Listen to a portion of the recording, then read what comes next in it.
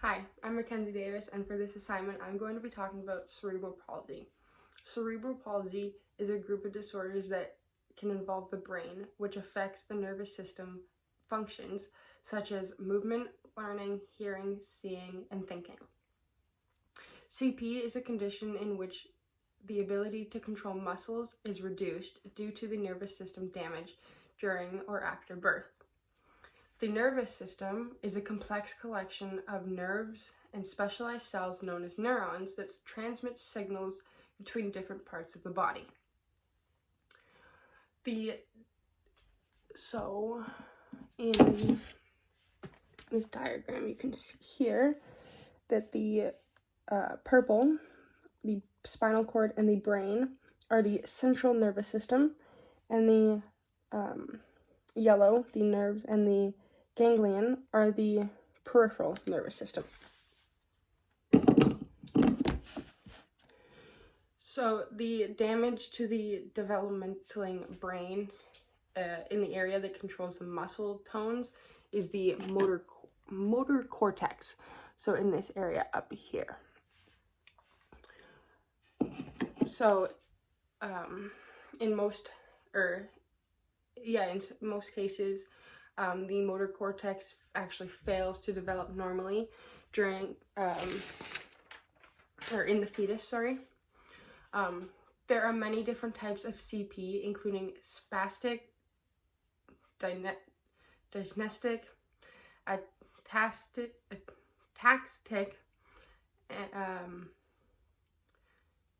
hypotonic, as well as mixed. CP is caused by injuries or abnormalities of the brain. Most of these problems occur as the baby grows in the womb, but it can also happen at any time during the first 2 years of the baby's life while the brain is still developing. 75 to 80% of children with CP, it's related to brain damage that happens before or during birth. This is called congenital CP. Some risk factors that increase the chance of congenital CP are being born premature with a twin or a multiple birth, being conceived with a assisted reproductive technology, or complications during birth. A small percent of cerebral palsy is caused by brain damage that happens more than 28 days after birth. This is called acquired CP, risk factors that increase chances of acquired CP are brain infections such as meningitis and injuries to the head. The cause of cerebral palsy in most children is still unknown, but 1 in 383 children are diagnosed with CP according to the Centers for Disease Control and Prevention. The diagnosis of cerebral palsy is usually confirmed at ages birth to age 2.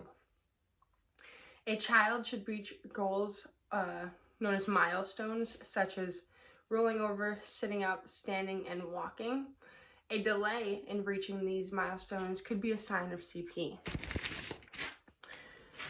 50 to 60% of children can walk independently, while 1 in 10 require the use of a handheld mobility device. Many children with cerebral palsy have 1 or more additional conditions or diseases, such as